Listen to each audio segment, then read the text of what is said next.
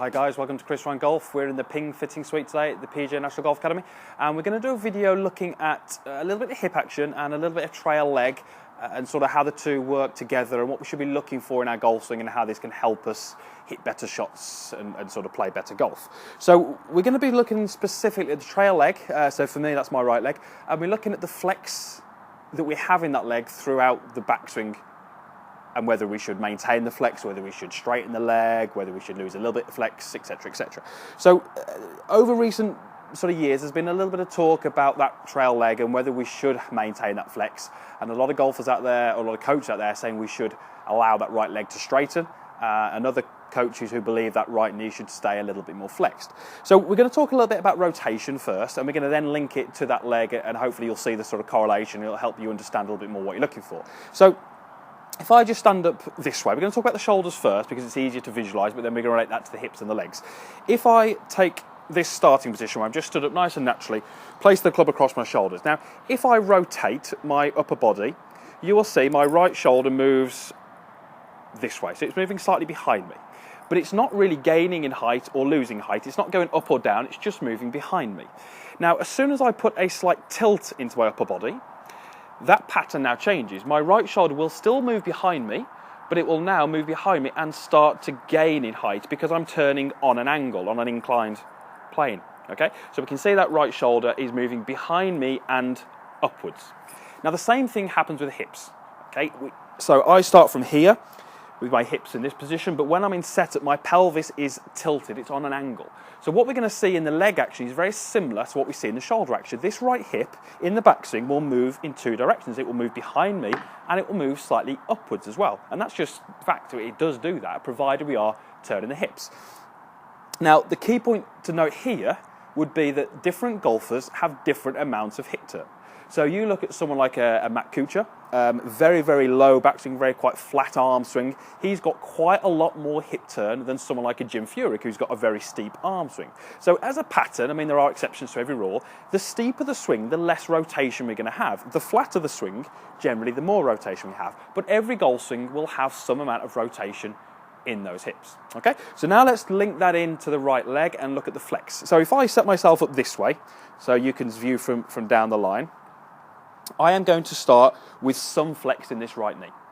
Now that's pretty common in most golfers. We'd like to see that, and that's good. And my right hip starts here and my right foot starts there. Now in this golf swing, we would all agree that my right foot is not going to move from its position in the backswing.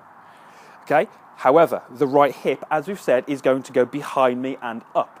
So if my right hip effectively moves further away from my right foot, then I have to lose some flex in that right leg. The more I turn my hips, the more flex I will need to lose in order to maintain a good relationship with the golf ball. Now, having said that, we can keep flex in that right knee, but what it will mean is as we're turning, we have to sit down a little bit more, the pelvis has to lower, and we have to make a sort of uncomfortable move or not a natural move to maintain that flex in the knee. So we can do it, we can keep the flex in the knee, but we have to do it in a slightly awkward or a slightly incorrect way, if you like. So we can see there that provided you have got hip turn, your right leg should lose some flex as it moves into the backswing. How much it loses flex depends on how much hip turn there is. So a lot of golfers will come to me and sort of address this and say, I've read a few things, you know, my right leg, a lot of golfers saying it should start to straighten the backswing, and it should, other golfers saying it should maintain its flex. What's the best way to go about it? My answer to that would be, if the hips work correctly, the right leg will take care of itself. I don't get many golfers to focus on what that right knee is doing. I certainly wouldn't get golfers to straighten that right leg. What I will get golfers to do is understand and work on good hip turn and allow the right leg to react to that, and we should start to see a little bit of flex that's being lost in that knee. Okay, so hopefully that sort of clears up a little bit of that for you.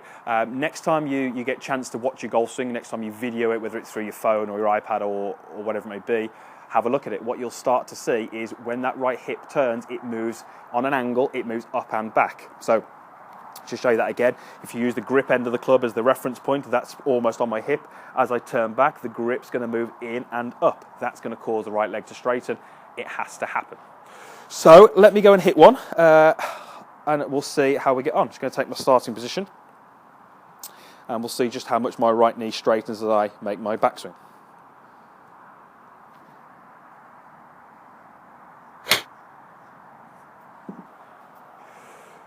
Okay, so hopefully that clears up a few maybe questions you might have had on the back, the trail knee, whether we should stay flexed or straighten. Thanks for watching the video. Please like it if you did like it. Give it a thumbs up. Post your comments down below. I'll respond to as many as I can.